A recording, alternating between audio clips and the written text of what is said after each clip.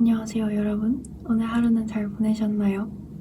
살아가다 보면 친구나 주변 사람들로부터 마음이 다치게 되거나 내가 마음을 다치게 할 수 있는 일이 빈번하게 일어나죠.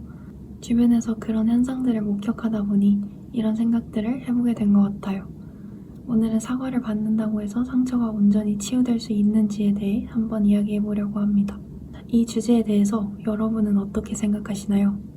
살아가면서 다들 한 번은 겪거나 본 경험이 있으리라 생각되는 주제인데요. 저는 이게 신뢰의 문제와도 아주 깊게 연관되어 있다고 생각해요. 사과를 받고 다시 잘 지내기로 했다고 해도 과연 이제 그 상태를 100% 믿을 수 있을까요?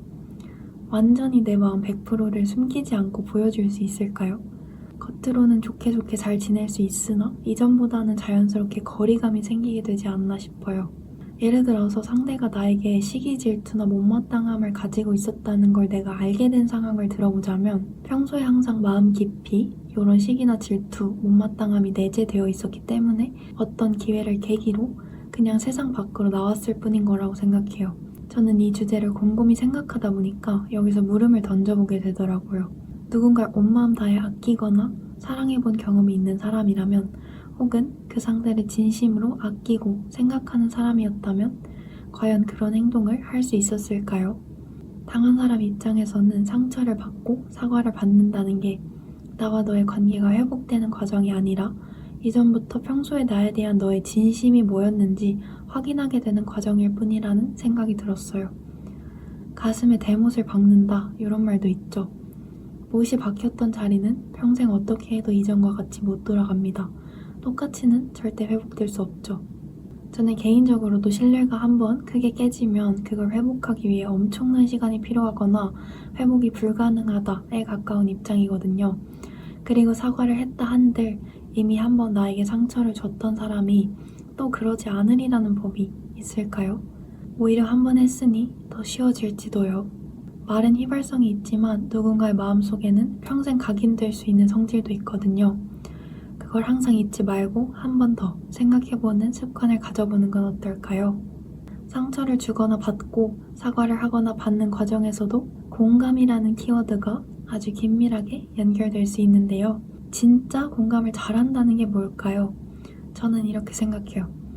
남이 기분 나쁠 것을 기분 나빠할 것이라는 걸 미리 알고 이해하기에 그걸 애초에 시도조차 하지 않는 것.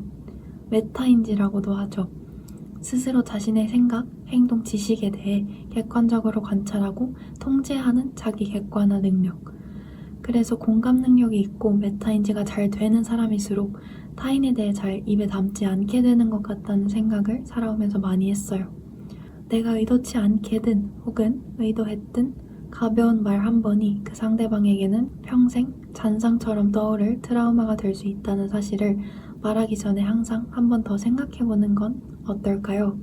제가 책을 읽다가 이 부분에서 함께 들려드리면 좋을 것 같은 구절을 찾아서 한번 가져와 봤는데요. 읽어보겠습니다. 우리는 혼자가 아닙니다.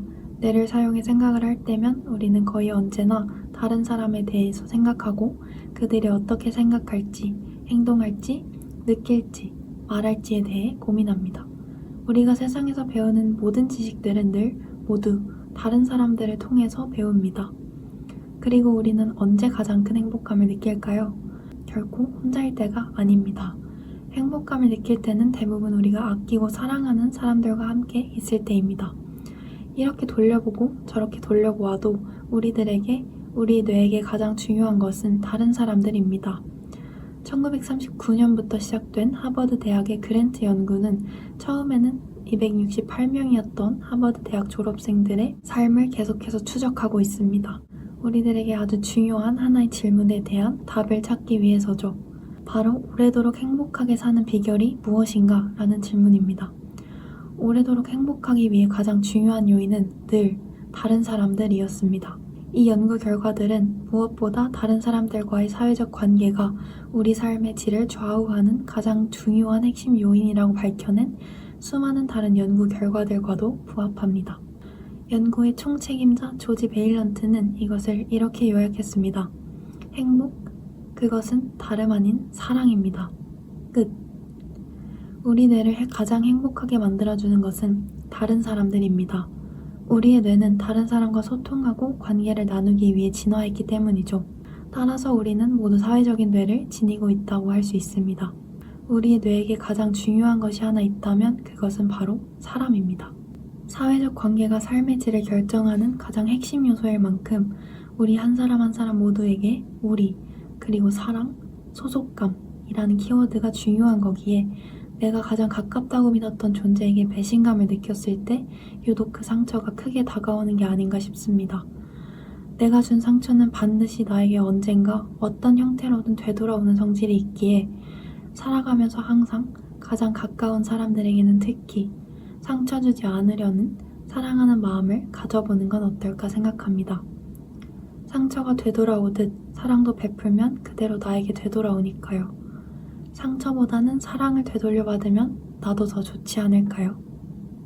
우리의 뇌가 다른 사람과 소통하고 관계를 나누기 위해 진화했고 우리 뇌를 가장 행복하게 만들어주는 것은 다른 사람들이라는 연구 결과도 봤으니 내일은 조금 짜증나더라도 때려치고 싶더라도 다른 누군가가 아닌 나를 위해서 주변 사람들에게 긍정적인 기운을 전파하기 위한 행동을 하나씩만 해보는 건 어떨까요? 오늘 라디오는 상처받은 사람들에게 제가 해주고 싶은 말로 마무리해보고 싶어요. 상처를 받은 사람들은 절대로 조금도 잘못이 없다는 사실을 꼭 기억했으면 좋겠고 받은 상처는 온전히 치유될 수 없기에 저의 마지막 이 말이 위로가 되었으면 하는 바람입니다. 누군가가 당신의 뒤에 뱉은 가벼운 말들은 절대 당신의 가치를 깎아내리지 못합니다. 그저 그 사람의 그릇을 보여주는 것일 뿐이죠. 당신의 따뜻하고 진실한 마음이 누군가의 가벼운 말 때문에 빛을 잃지 않았으면 좋겠어요. 당신이 눈으로 보여주는 진심은 그리고 당신의 진심은 반드시 통합니다. 그럼 오늘도 남은 밤 편안히 보내세요. 굿나잇.